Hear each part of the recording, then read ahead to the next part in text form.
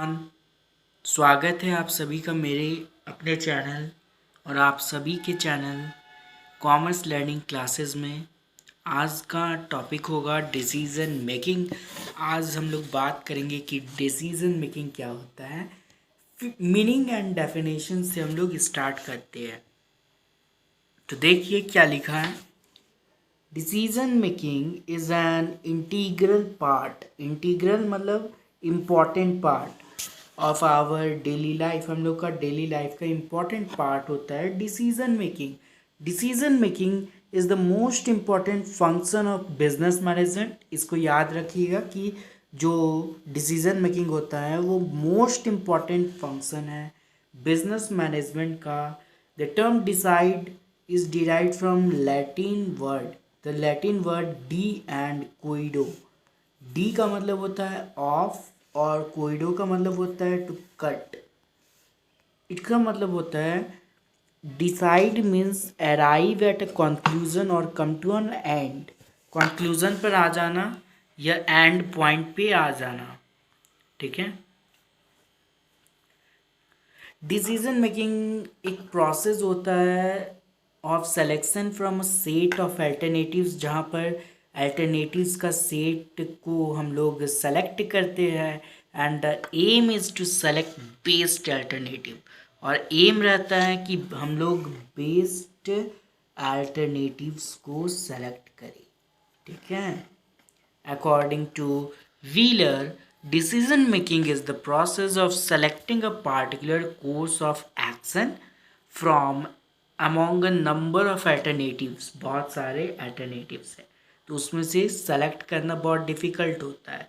As applied to business, a choice is made among alternative। इसीलिए choice को किया जाता है, choice किया जाता है अल्टरनेटिव के बीच में। Ways of alternative ways of using resources to accomplish predetermined objective. Predetermined का मतलब होता है कि पहले से जाना हुआ, पहले से पता है, वो हो गया प्री डिटरमाइंड, ठीक है। अब सेकेंड पेज में आ गए हम लोग। सेकेंड पेज में मैं बताना चाहूँगा स्टेप्स इन डिसीजन मेकिंग या प्रोसेस ऑफ डिसीजन मेकिंग, जो कि बहुत इम्पॉर्टेंट है, वेरी इम्पॉर्टेंट प्रोसेस है ये, ठीक है। So let's start.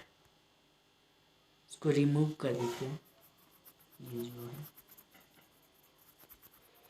Steps in decision making number 2 है आपका। All the decision making have to proceed through the following steps. कुछ स्टेप्स दिया है जो स्टेप्स से हम लोग को गुजरना पड़ता है। तो पहला स्टेप है आइडेंटिफाइंग द प्रॉब्लम। पहले की प्रॉब्लम जो है उसको आइडेंटिफाई करो। फर्स्ट आइडेंटिफाई द प्रॉब्लम्स, ठीक है। आइडेंटिफाइंग द प्रॉब्लम्स, इसका मतलब होता है proper identification and study of the problem minimize the chance of wastage of time and energy.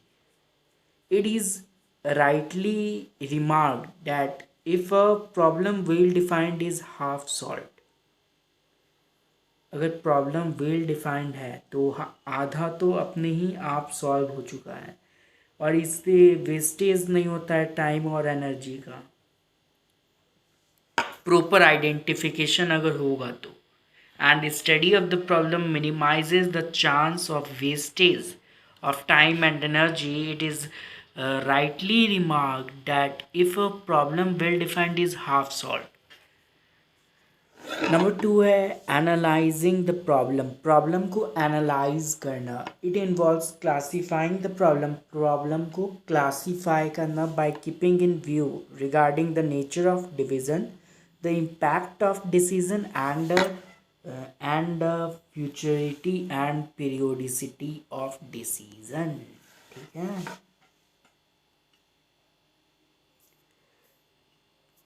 अब हम लोग थर्ड पॉइंट की तरफ चलते हैं जो कि है discover alternative. The next step is to search for the various possible alternatives. जितना भी various possible alternatives है उसको search करो. Solving the problem, creative imagination is required.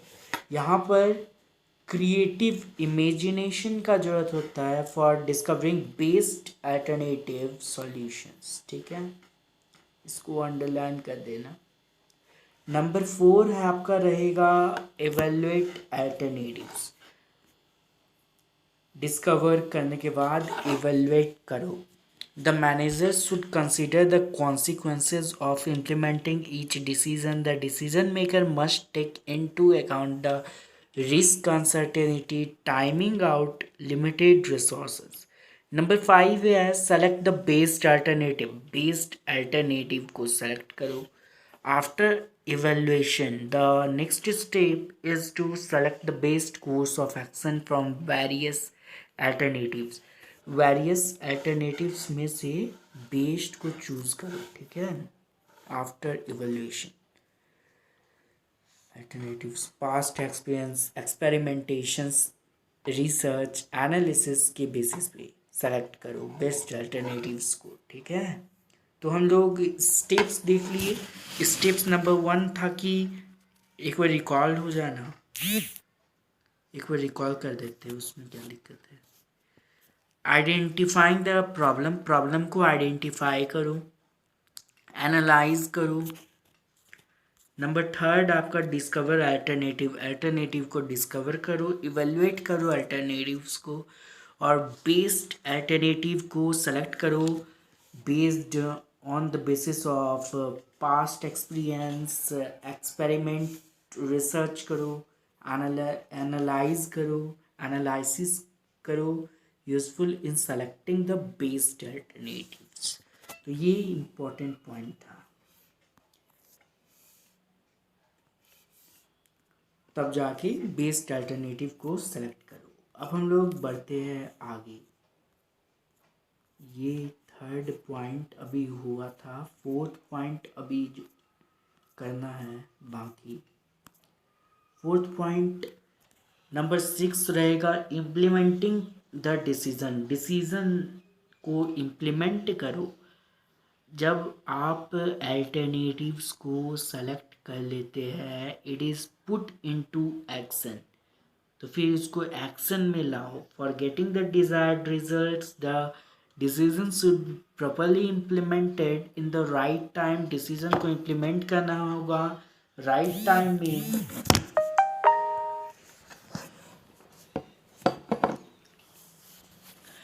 Implemented in the right time, therefore decision must properly and effectively communicated to the subordinates for execution. मतलब properly communicated, effectively communicated भी होना चाहिए, सबको पता रहना चाहिए. to the subordinate for execution. ये क्या बोला?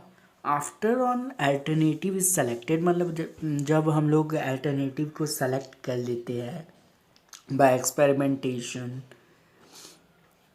और रिसर्च, ये सब के बाद it is put into action. उसको एक्शन में लाओ. For getting the desired result, result को पाने के लिए the decision should be properly implemented. इसलिए डिसीजन को इम्प्लीमेंट करना होगा राइट टाइम पे. Therefore decision must properly and effectively communicated. इसलिए उसको प्रॉपरली कम्युनिकेट करना होगा, इफेक्टिवली कम्युनिकेट करना होगा, सबऑर्डिनेट्स को कम्युनिकेट करना होगा फॉर एग्जीक्यूशन. नंबर 7 है फॉलो अप एक्शन. एक्शन को फॉलो अप करो. अ डिसीजन में नॉट बी एब्सोल्युटली करेक्ट, मतलब एक डिसीजन को ज़रूरी नहीं है कि वो करेक्ट ही हो, वो रॉन्ग भी हो सकता है. Because it is based on some forecast and uncertainties. As a safeguard against these, follow up action should be taken at the earliest. तो फॉलो अप एक्शंस को भी लेना होगा. In order to achieve proper follow up, the management should divide on efficient system of feedback information. Feedback refers to information transmitted by a receiver back to the original sender of the message. ठीक है. Follow up action, follow up करो। Number 5 आपका है type of decision. Decision के कुछ types हैं। पहला decision है programmed and non programmed decision. Programmed decisions are those decisions which are of common and frequently occurring problems in nature. According to James Stoner, these are made in accordance with certain habits, rules, or procedures. Example, pricing of products, salary, fixation, etc. Non-programmed decisions are not frequently in nature, which comprises attitudes, personal beliefs. It involves the problem of how to allocate resources. Resources को कैसे allocate करना है। अब हम लोग second point की तरफ बढ़ रहे हैं, जो कि है मेजर एंड माइनर डिसीजन। और decision which has a long range of impact is called major decision. इसका मतलब एग्जाम्पल लेते हैं, quality of the product, price of the product. A decision which is taken to solve minor problems are called minor decision. Example, repair to of a machine, to undertake a job etcetera. Number 6 point, अब हम लोग बढ़ रहे हैं, किधर है 6 point, page number 6। Number 3 है routine and strategic decision. Decision that are taken to carry out of the day to day activities, जो कि डे टू डे एक्टिविटीज़ के लिए होता है, उसको हम लोग रूटीन डिसीजन बोलते हैं, आर कॉल्ड रूटीन डिसीजन। और फॉर एग्जांपल हो जाएगा आपका provision for air conditioning, better lighting. Strategic decision जो होता है are those decision which require lengthy deliberations and relate to policy matters, जैसे कि price reduction, installing automatic plant, ये सब हो गया। नंबर 4 है आपका individual and group decision. Individual decisions are taken when the problem is routine in nature and the problem is simple to define and solve. While group decisions are those decisions which are taken by a group of persons and the problem is relating to a group.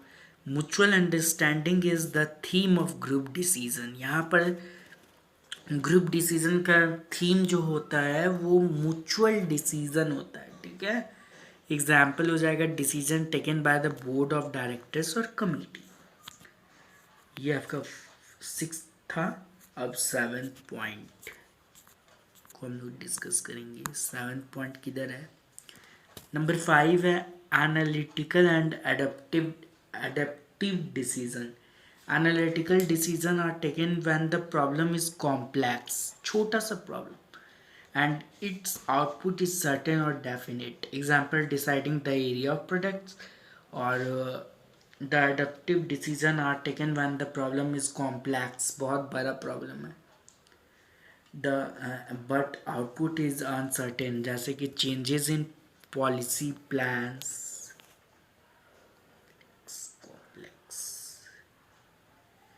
Mechanical and judgmental decision. Mechanical decisions are taken when the problem is simple but its output is certain and clear, or judgmental decisions are taken when the problem is simple and the output is vague or indefinite. Number 7, technical decisions are concerned with process through which inputs converted into output, जैसे कि drilling a well, मतलब कुआं को drill करना। Number 8, managerial decision. This decision relate to coordination of all activities in an organization to achieve a goal. Institutional decision are decision regarding diversification of activities raising additional amount of capital acquisition. तो आज के video में इतने ही। अगर video थोड़ा सा भी अच्छा लगा होगा, थोड़ा सा भी, तो लाइक करें, चैनल को सब्सक्राइब जरूर करें।